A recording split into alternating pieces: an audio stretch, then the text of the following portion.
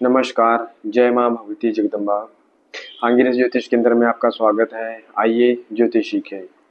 आज बात करेंगे ग्रहों के नेष्ट फल के विषय में कि किस प्रकार मनुष्य की जन्म कुंडली में ग्रह नेष्ट फल प्रदान करते हैं और किस प्रकार किन ग्रहों के योग से अरिष्ट फल प्रदान करके मनुष्य के शरीर में रोग इत्यादि की उत्पत्ति होती है और मनुष्य को रोग लग जाते हैं और उन रोगों की शांति किस प्रकार मनुष्य कर सकता है।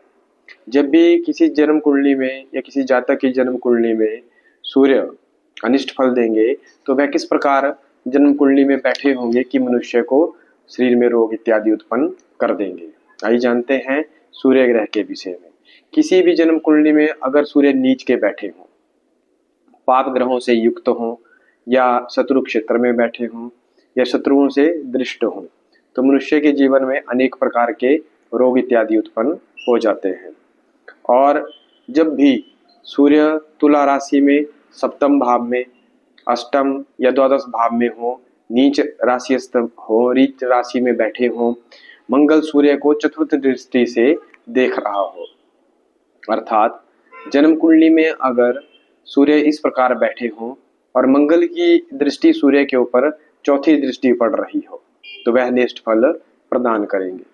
और यदि सूर्य जन्म काल में या गोचर में या वर्ष कुंडली में और वृष, तुला, मकर या कुंभ राशि में बैठे हों तो भी मनुष्य को नेष्ट फल प्रदान करेंगे। और यदि शनि मंगल को और मंगल सूर्य को देखते हों और सूर्य शनि को देखते हों तो भी मनुष्य को जीवन में कष्टों का सामना करना पड़ता है। सूर्य की महादशा में, सूर्य की अंतरदशा में, सूर्य की महादशा हो, सूर्य की अंतरदशा हो तो उसमें दुर्घटना का योग कहा गया है। शास्त्रों के अनुसार उस समय में अवश्य कोई ना कोई दुर्घटना होगी अगर सूर्य अनिष्ट या नेष्ट बैठे हो।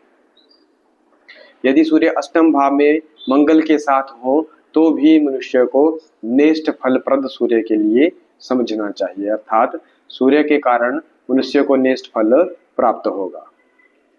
और जब सूर्य नेष्ट हो जाते हैं उनसे किस प्रकार के रोग उत्पन्न होते हैं उस विषय में भी शास्त्रों में कहा गया है कि जब सूर्य इस प्रकार का फल प्रदान कर रहे हो तो पित्त में वृद्धि, उष्ण ज्वर, चर्म रोग, आपको चमड़ी के रोग हो सकते हैं, अपस्मार, हृदुज, हृदय में रोग हो सकता है, नेत्र कष्ट, आंखों में रोग और रक्तल्पता अर्थात शरीर में खून का कम होना, पीलिया, लीवर की विकृति, लीवर में आपके विकृति आ जाना, हैजा और शिरोव्रण, किसी शरीर में आपके कहीं भी या सिर में आपके कोई फोड़ा फुंसी इत्यादि बन जाना और दाह ज्वर इत्यादि व्याधियों से मनुष्य को कष्ट हो जाता है, अर्थात बुखार इत्यादि लगना, फीवर हो जाना, यह सब रोग सूर्य के कारण उत्पन्न होते हैं। इन रोगों की शांति के लिए मनुष्य को सूर्य के रतन माणिक्य को 7 रत्ती में या 7.25 रत्ती में धारण करना चाहिए। अगर माणिक्य धारण ना कर पाए तो सूर्यकांत मणि मनुष्य को धारण करनी चाहिए या लालड़ी या तांबड़ा रविवार को मनुष्य को धारण करना चाहिए। तांबड़ा जो रतन है वह प्रदाहकारी रोगों को अर्थात मनुष्य के शरीर में जलन इत्यादि उत्पन्न होना, दाह इत्यादि उत्पन्न अगर हो गया हो उनको शांत करने में अत्यधिक श्रेष्ठ कहा गया है। धैर्य एवं साहस को भी यह रतन प्रदान करता है। और अन्य अगर उपाय करने हो तो सूर्य के लिए आदित्य हृदय स्तोत्र कहा गया है। शास्त्रों के अनुसार सूर्यादित्य हृदय स्तोत्र का पाठ मनुष्य को करना चाहिए या करवाना चाहिए।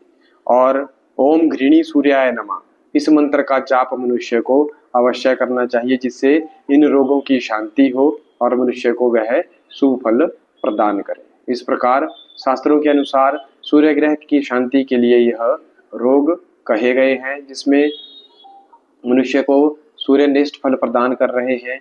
और कुंडली में इस प्रकार के योग बनते हैं जो आपसे पहले कहे हैं, सूर्य बैठे हों, मंगल की दृष्टि में हो, सूर्य और शनि की आपस में दृष्टि हो, सूर्य अष्टम में द्वादश में बैठे हों, नेष्ट होकर बैठे हों तो इस प्रकार के फल प्रकट होते हैं। अगर आपकी भी जन्म कुंडली में इस प्रकार सूर्य बैठे हैं और नेष्ट फल प्रदान कर रहे हैं तो अवश्य ही आप ऐसे उपाय करें या रतन इत्यादि धारण करें, सूर्य की स्तुति करें, सूर्य की उपासना करें, तो अवश्य ही इन रोगों से मनुष्य को निजात मिल सकती है और यह रोग ठीक हो सकते हैं।